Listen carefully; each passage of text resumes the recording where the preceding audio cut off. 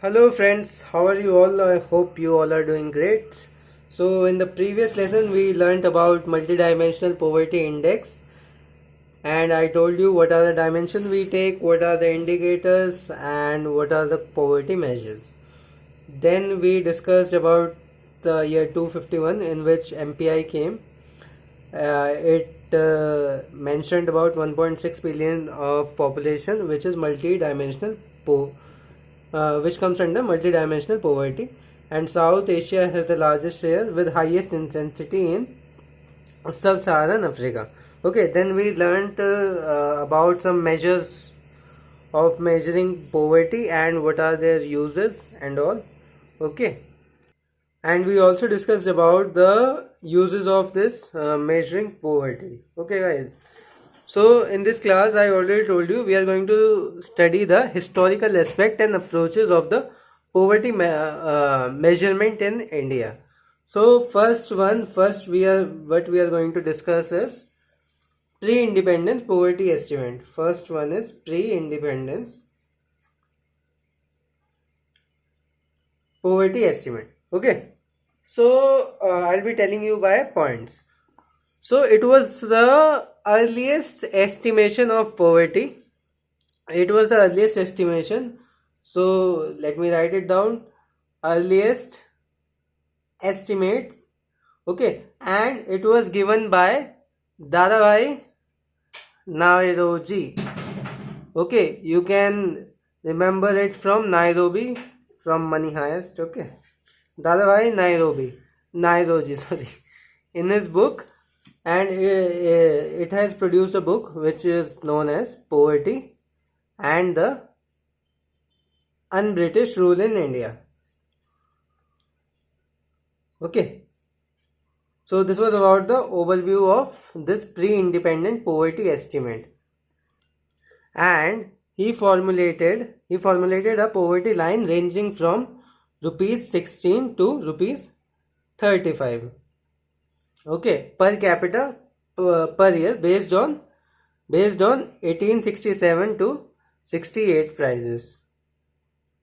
Okay, and the poverty line which was proposed by him was based on the cost of a subsistence diet consisting of rice, flour, dal, mutton, vegetable, ghee, vegetable oil, and salt. Okay, so next, in 1938, the National Planning Committee, also known as NPC, estimated a poverty line ranging from rupees 15 to 20 per capita per month. Okay, let's change rupees signs to this only, sorry. Okay, from 15 to rupees 20 by NPC in 1938. And like the earlier method, the NPC also formulated its poverty line based on a minimum standard of living perspective in which nutritional requirements are implicit. So this he also used the NPC also used the method of Dadabhai Nauroji. Okay. In 1994, the authors of Bombay Plan suggested a poverty line of rupees 75 per capita per year. Okay, in 1994, it is just about the history of India, that how does it formulated, and we are just talking about the same plan now. It was of the pre-independence, what all measures have taken. Okay, so in 1944, it's pre-independence, sorry. In 1944, the authors of Bombay Plan, okay, who are Thakur Das, Bombay Plan, they suggested of rupees 75 per capita per year. Okay, so these were all the plans which were used to discuss poverty line before the independence period. Okay, it was before 1947. Now we got independence. Now let's come on to the post independence poverty estimate. Okay. So I'm just basically telling you the timeline that how does it started. It started from 1867, then second was done by NPC, then 1944 Bombay Plan. So it's just basically a timeline of our historical data. Okay, so first of all, in 1962, after post independence, the first was in 1962, and the Planning Commission constituted a working committee of to estimate poverty nationally, and it formulated separate poverty line for rural and urban area. Okay, rural and urban area. So what it does after the independence period, they first of all separated the poverty line different for both rural and urban area. Okay, for rural they have set rupees 20, and for urban they have set rupees 25. Okay, so now it's a time to make the systematic assessment of poverty. So systematic assessment of poverty was first done in 1971 by V.M. Dandekar and N. Rath. Okay, they did the first systematic assessment of poverty in India in 1971 based on NSS, that is National Sample Survey data from 1960 to 61.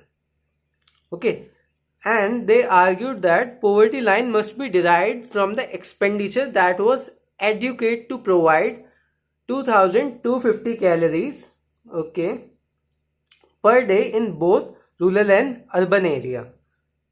Okay, so they just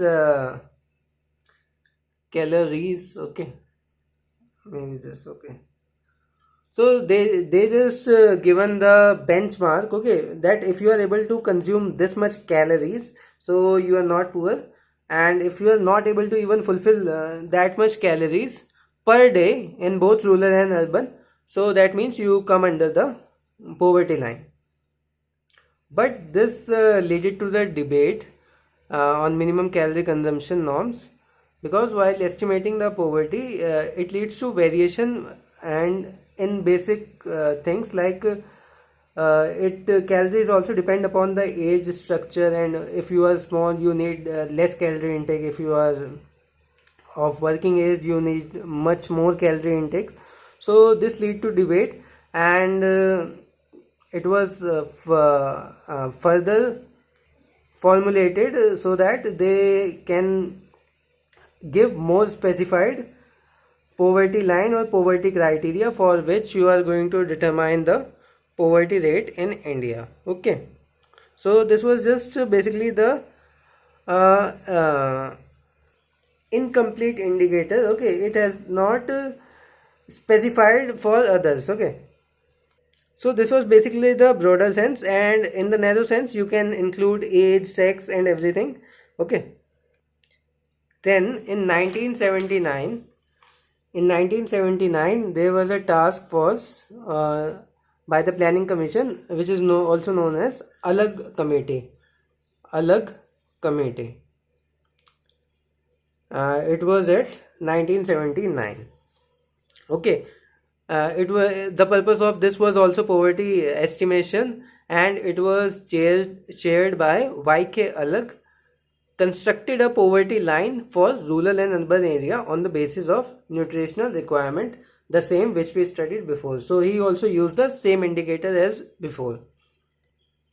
Then come in 1993 the Lakdawala Committee.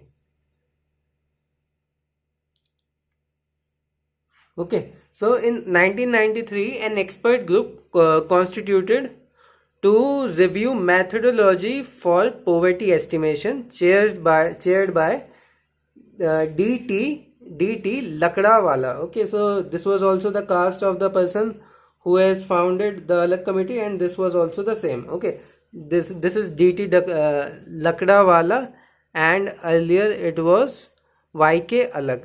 So you need to remember Y.K. and D.T. Okay.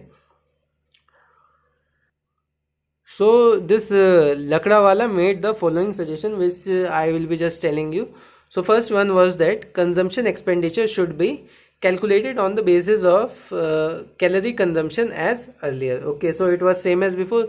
The second one is that state specific poverty lines should be constructed and they should be updated using the consumer price index of industrial worker in urban areas and consumer price index of agricultural labor in rural areas. So he suggested that there should be state specific poverty line because the growth of every state is different and the consumption pattern and everything is different from different states.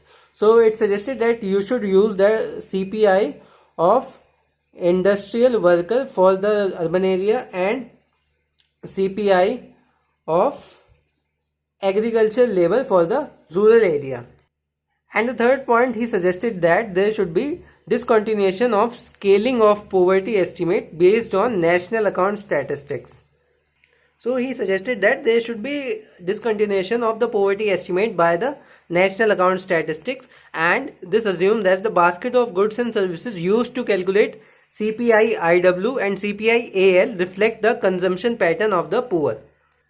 And after that, in 2009, there was a committee called Tendulkar Committee, which I already told you, and after that it comes the Rangarajan Committee, okay, which we will be discussing in the next video.